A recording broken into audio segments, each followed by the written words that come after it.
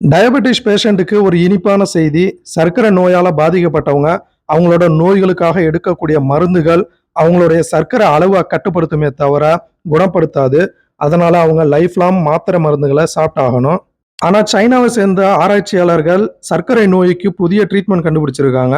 இந்த ட்ரீட்மெண்ட் மூலம் சர்க்கரை நோய முழுமையாக குணப்படுத்த முடியும். சர்க்கரை நோயாளிகள் இந்த ட்ரீட்மெண்ட் எடுத்த பிறகு மருந்துகள சாப்பிட தேவையில்லைன்னு சொல்லியிருக்காங்க. நம்மளுடைய உடம்புல பான்கிரியாஸ் கணையம்னு சொல்லக்கூடிய ஒரு உறுப்பு இருக்கு. இதுதான் இன்சுலின் ஹார்மோனை சுரக்கக்கூடியது. டயபெட்டிஸ் பேஷண்ட்டுகளுக்கு இந்த இன்சுலின் சுரக்கிறது கம்மியா இருக்கும். ஸ்டெம் செல் தெரப்பின்னு சொல்லக்கூடிய புதிய மருத்துவத்தின் மூலமா செல்களை லேப்ல உருவாக்கி அதை ஹார்ட் டிரான்ஸ்பிளான்ட், கிட்னி டிரான்ஸ்பிளான்ட் போல லேப்ல உருவாக்கப்பட்ட புதிய செல்களை சர்க்கரை நோயால பாதிக்கப்பட்ட பேஷண்ட்டோட பான்கிரியாஸ்ல டிரான்ஸ்பிளான்ட் பண்றாங்க. இந்த ஸ்டெம் செல் தெரப்பி மூலியமா பான்கிரியாஸ் நார்மலா இன்சுலின் சுரக்க ஆரம்பிக்குதுன்னு ஆராய்ச்சியில கண்டுபிடிச்சிருக்காங்க. இப்போ புதுசா கண்டுபிடிச்சிருக்க இந்த ஸ்டெம் செல் தெரப்பி உண்மையாலுமே சர்க்கரை நோயாளிகளுக்கு ஒரு இனிப்பான செய்தி தான். 59 வயசான சைனா நாட்டை சேர்ந்த ஒருவர் 25 வருஷமா சர்க்கரை நோயால பாதிக்கப்பட்டிருக்காரு. அவருக்கு ஸ்டெம் செல் தெரப்பி ட்ரீட்மெண்ட் கொடுக்கப்பட்டிருக்கு.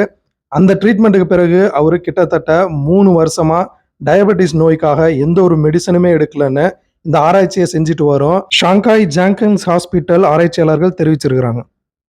சைனால மட்டுமே 40 மில்லியன் மக்கள் அவங்களோட டயபெட்டிஸ் ப்ராப்ளத்துக்காக இன்சுலின் இன்ஜெக்ஷனை நம்பி இருக்காங்க. 2021 கணக்கின்படி உலகம் முழுவதும் கிட்டத்தட்ட 537 மில்லியன் மக்கள் டயபெட்டிஸ் நோயால பாதிக்கப்பட்டிருக்காங்க. இதுல சீனால மட்டுமே கிட்டத்தட்ட 141 மில்லியன் மக்கள் சர்க்கரை நோயால பாதிக்கப்பட்டிருக்காங்க. இந்தியாவில் கிட்டத்தட்ட 74 மில்லியன் மக்கள் இந்த டயபெட்டிஸ் நோயால பாதிக்கப்பட்டிருக்காங்க.